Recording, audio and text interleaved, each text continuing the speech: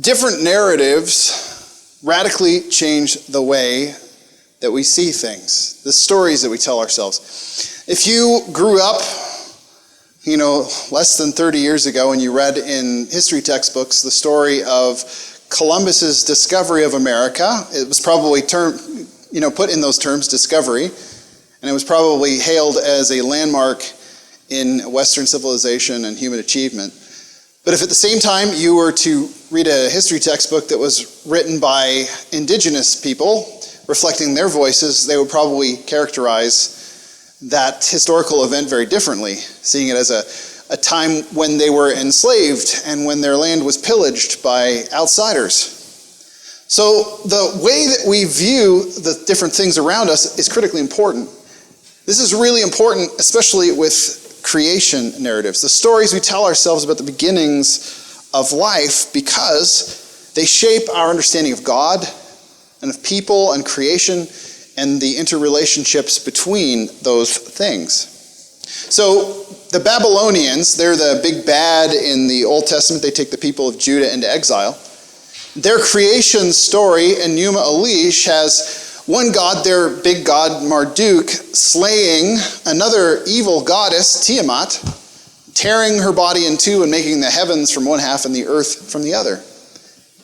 And because of that, the creation that we live on is kind of seen as somewhat suspect. It's just the remains of an evil god. And that affects the way that the Babylonians view the world around them. In the same way, a secular evolutionist perspective that doesn't believe in God, but just believes that there was a bang and all the matter that now exists came into existence, sees everything that is, galaxies, stars, planets, people, dust bunnies, as arrangements of matter that happened by random chance.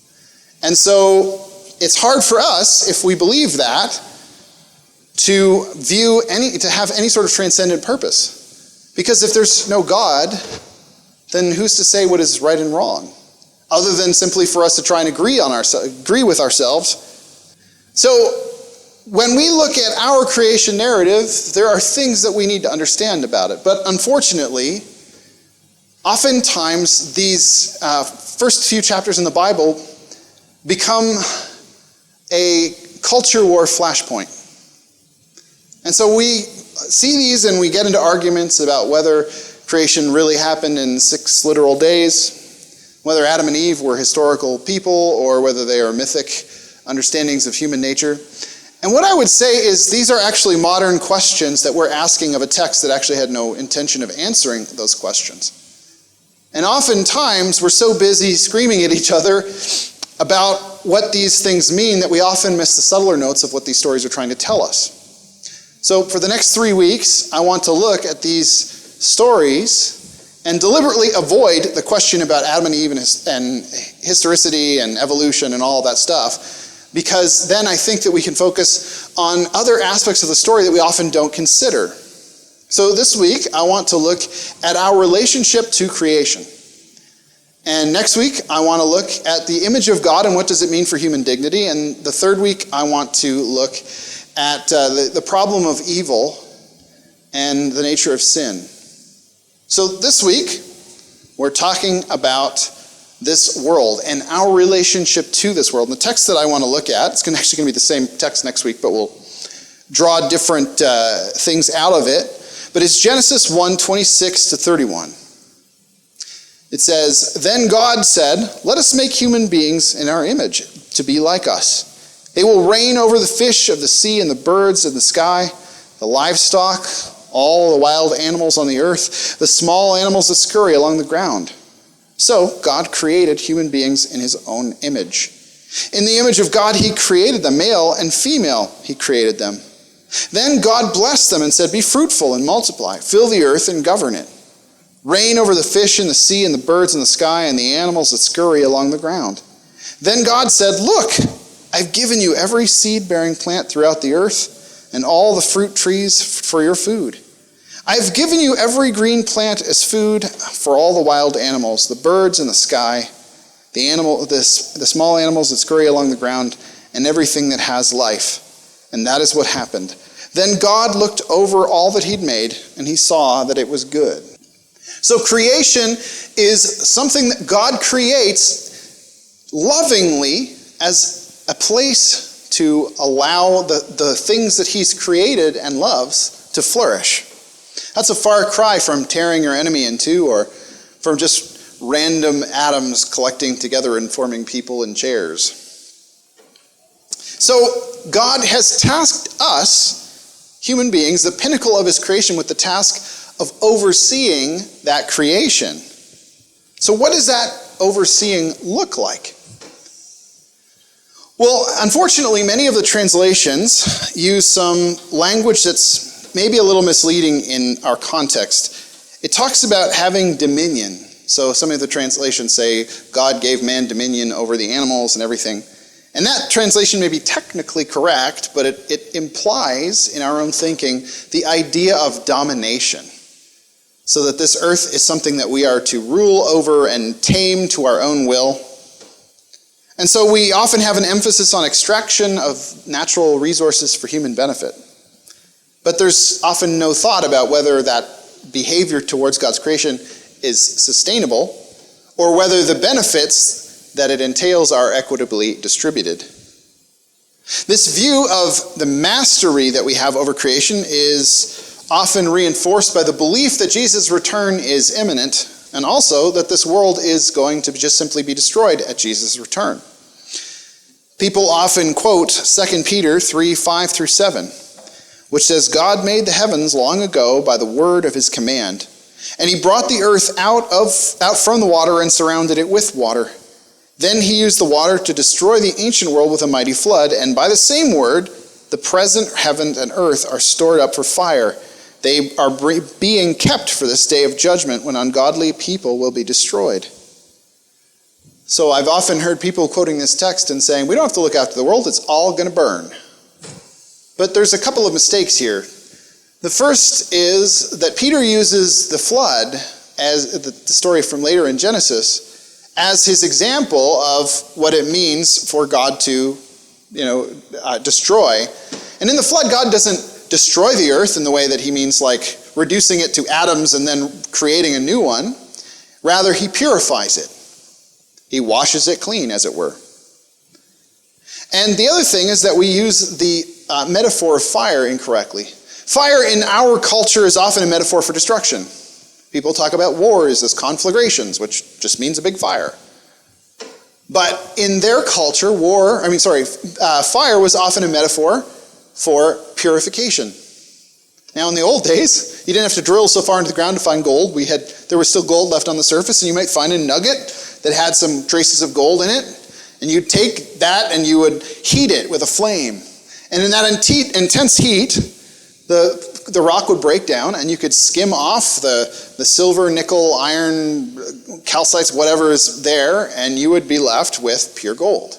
So fire was used in the refining process. And in several places in Scripture, it's very obviously talked about how God refines his people through fire. And so I believe that in this passage, Peter's not talking about how the earth is going to burn and be destroyed. Peter's talking about how God is going to purify the earth. So this earth and the earth that he's talking about in the end times have a continuity to them. They're not simply one replacing the other. But let's say you don't agree with me and you say, well, that's a reading that I just can't get behind. Well, common sense says that we don't know when Jesus is going to return. Jesus himself says he doesn't know. The early church thought it was going to happen imminently, and it didn't. Here we are 2,000 years later, and many people throughout the whole history of the church have assumed that Jesus' return is imminent. Now, it could be. Jesus could return before I finish the sermon. Lucky you. But we have to make preparations in case he does not. In case he is many, many, many years, thousands of years, we don't know, before he returns. And most of us have children. We all have loved ones that are younger than us. And there are grandchildren and great-grandchildren. And loving them means leaving them a world that is in as good a shape as the world that we inherited, not worse shape. And so even if you are convinced that this world is going to burn, We don't know when that's going to happen, and so we need to leave it as a livable place for the people that come after us. In any case, that is a sort of mastery view of how we ought to relate to creation. But there's an alternative way of seeing our relationship to creation, one of stewardship. Now, stewardship, of course, is taking care of something that's not ours on behalf of the owner. And God is the owner of all of creation. And he's asked us to care for it, to be his image, which we're going to unpack a little bit more next week. But for the purposes of this week's sermon, the image means that we are to govern the way that he would govern, to be a representative of him in creation. And so we need to care for it. Unfortunately, we've picked up some ideas that aren't very helpful in all of this. The early church, the Hebrew members of the early church had a worldview that was deeply formed by this story. And so creation was good. But then one of the first transitions that the gospel makes cross-culturally is when it jumps to the Greek-speaking world. We see this, there are Hellenized Jews that are culturally more assimilated with Greek culture, even in Israel. And then when Paul takes the good news to places like Thessalonica and Corinth, the gospel encounters Greek thought. And the early church really embraced Plato. Plato had a dualistic view of the world. He thought that there's a spiritual world and there's a physical world, and the spiritual world is better than the physical world. And this assumption affected the way that Christians view the world around them. They thought of these bodies as being bad things, and that eventually we would escape those and live a life of spirit. But that's actually not what Scripture teaches. Jesus' resurrection is not a spiritual resurrection. His body does not stay in the grave. His body gets up and starts walking. It is changed, but it is a physical body. He tells Thomas, put your hand in the nail holes in my hand and in my side. I'll eat some fish just to show that I'm actually a physical person and not just something that you're hallucinating or ghost. So Jesus has a physical, although transformed body. And in 1 Corinthians chapter 15, Paul talks about how Jesus is the pattern for our future hope. In 1 Corinthians 15:23, Paul says, Christ was raised the first of the harvest, then all who belong to Christ will be raised when he comes back. So Christ is the pattern. When Paul uses the word raised, he's not talking about merely a spirit. He's talking about a body. The resurrection would not be controversial if it was merely a body. People could get behind that, but the idea of a dead person standing up and walking around again was something that people had a hard time believing with. We often say, well, but aren't we going to be caught up in the clouds? People quoting 1 Thessalonians 4:16 and 17 say, well, see, it says that we're going away to heaven to be with God. And it says, for the Lord himself came down from heaven with a commanding shout, and with the voice of the archangel and from the trumpet call of God. First, the believers who have died will rise from their graves. Then together with them, we who still remain on the earth will be caught up in the clouds to meet the Lord in the air. Then he will be Lord forever. So see, we're leaving this earth behind. But that's not actually the image that Paul is trying to paint. In the ancient world, when a king would come to a place that was outside of the capital, the people in the city would empty out of the city to meet the king in the wilderness and escort him into the city to take up his throne there. So Paul is painting a picture of Jesus returning and the people that are his people going up to the clouds, not to escape this earth, but to escort him back to this earth where he can take up his throne as the rightful king. That's why when we pray the Lord's Prayer, let your will be done on earth as is in heaven, what we're saying is, let this place here be a place where your will is done, which is the very definition of heaven. And so we don't go away to heaven. Heaven comes to us. The New Jerusalem coming down in Revelation is the symbol of God's presence with us. And so our final hope is not to sit around in a cloud and play a harp as a disembodied spirit, but our final hope is to live in a body, a renewed body on a renewed earth, in the presence of God and of people who have been transformed into his image. And so, when we think about this, and think about how this affects the way that we might act towards creation, means that we are meant to sustain and care for this creation in the way that God sustains and cares for this world. In Matthew 5:45, Jesus says, God gives sunlight to both the evil and the good and sends rain on the just and the unjust. In other words, God cares for this creation, the good parts and the bad parts. And when we think about power, having dominion over things, we need to understand power in a Jesus-shaped way.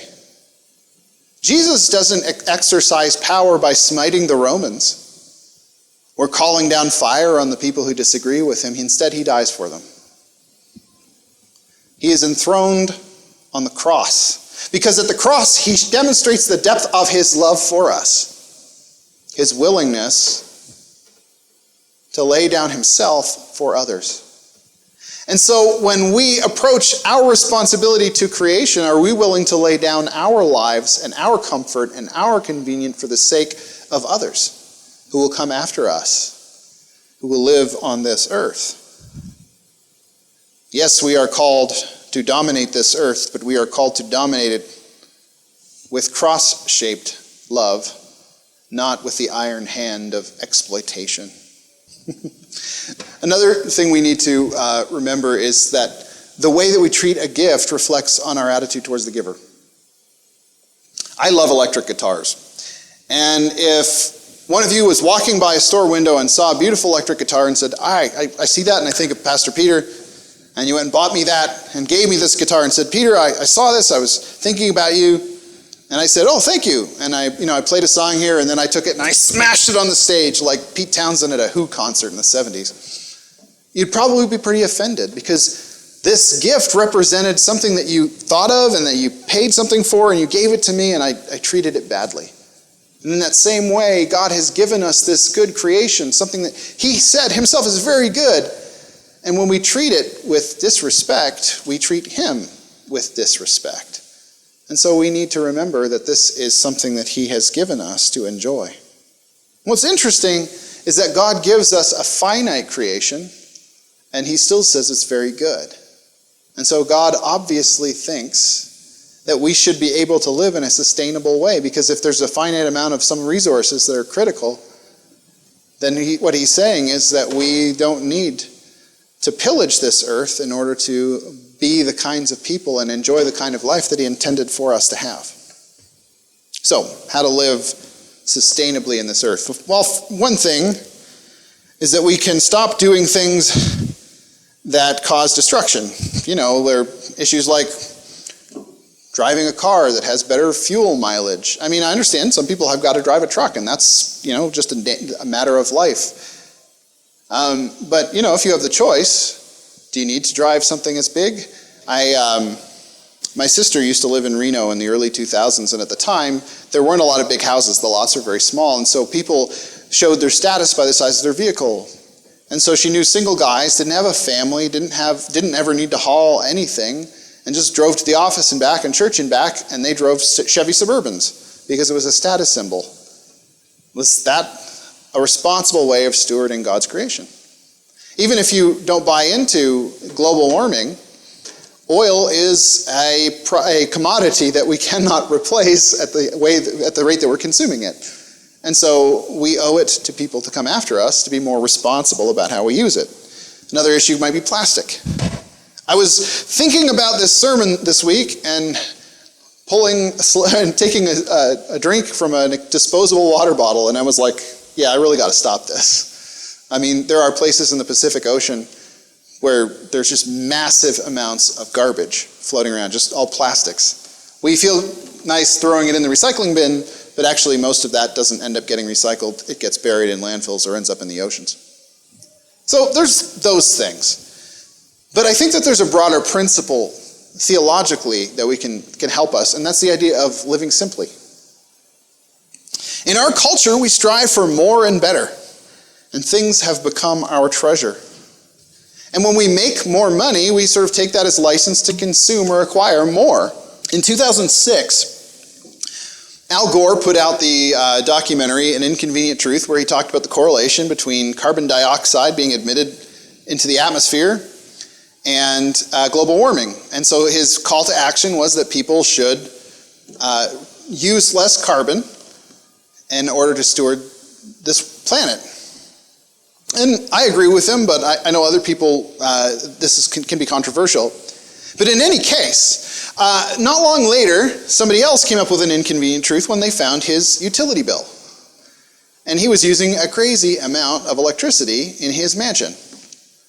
And he defended himself, saying that he was using the best possible insulation, and that he tried as best as possible to get his energy from green, renewable resources, although those are in short supply, so the more of that he uses, the more somebody else has to use dirty stuff, so whatever. So he spent all this time saying that we should all use produce less carbon dioxide, but he himself produced lots, and the basic assumption was, I'm rich, I deserve a big house, rather than, I could live in a regular-sized house, and even if my insulation wasn't great, I would still be making less of this thing that I tell you that you all need to make less of.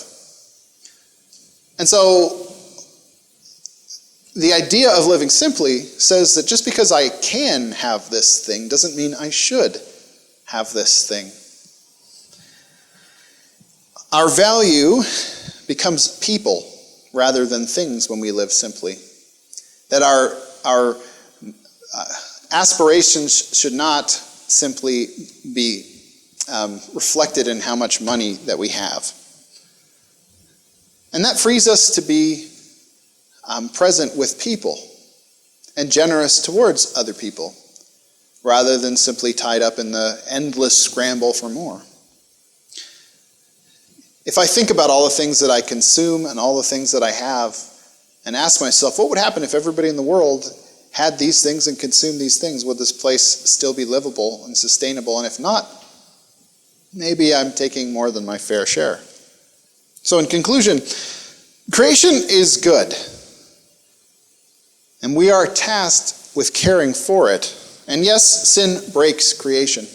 This world is not quite as it's supposed to be, but God never rescinds the mandate that we care for it. Our ultimate future is not somewhere hovering away in a cloud with the earth having been destroyed, but here on a renewed earth. And so loving in the way that Jesus tells us to love and demonstrates means that we care for this earth in a way that sustains it for other people who come after us. And means that God has to do less restoration work when he returns. And the way we treat this world honors or dishonors our Creator. It's a very difficult thing for us in our own culture to understand, but at the same time, are we doing what we can do and what we know how to do in order to respect the creation that God has given us to steward?